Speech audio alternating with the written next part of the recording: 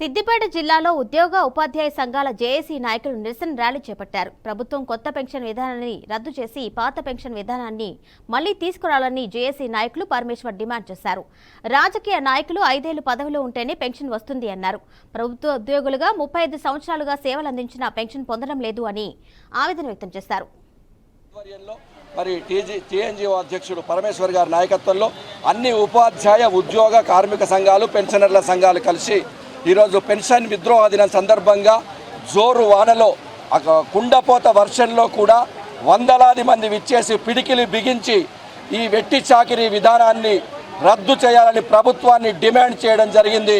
మరి గతంలో కూడా మేనిఫెస్టోలో తెలంగాణ ముఖ్యమంత్రి వర్యులు రేవంత్ రెడ్డి గారు సిపిఎస్ విధానాన్ని రద్దు చేస్తారని స్పష్టమైన హామీ ఇవ్వడం జరిగింది.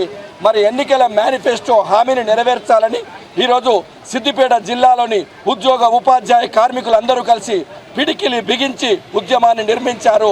మరి ప్రభుత్వం స్పందించి వెంటనే సిపిఎస్ విధానాన్ని రద్దు చేసి ఓపీఎస్ని అమలుపరచాలని కోరుచున్నాం.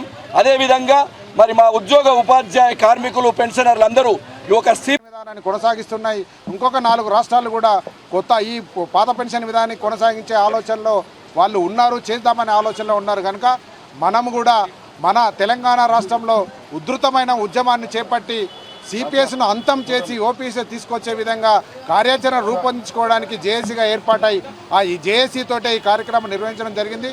ఇందులో అన్ని ఉపాధ్యాయ సంఘాలు, పెన్షనర్ల సంఘము, గెజిటెర్ల సంఘము, ట్రెస్సా సంఘము, టీఎన్జిఓ సంఘము అన్ని సంఘాలు కూడా పార్టిసిపేట్ అయ్యి ఈ కార్యక్రమాన్ని నిర్వహించడం జరిగింది.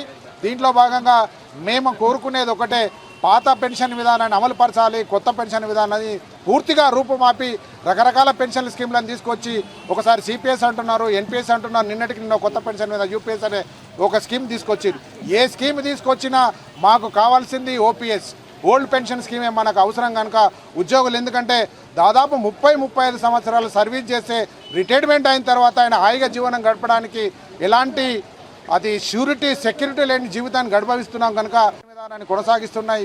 ఇంకొక 4 రాష్ట్రాలు కూడా కొత్త ఈ పాత పెన్షన్ విధానాన్ని కొనసాగించే ఆలోచనలో వాళ్ళు ఉన్నారు, చేద్దామనే ఆలోచనలో ఉన్నారు. కనుక మనము కూడా మన తెలంగాణ రాష్ట్రంలో ఉధృతమైన ఉద్యమాన్ని చేపట్టి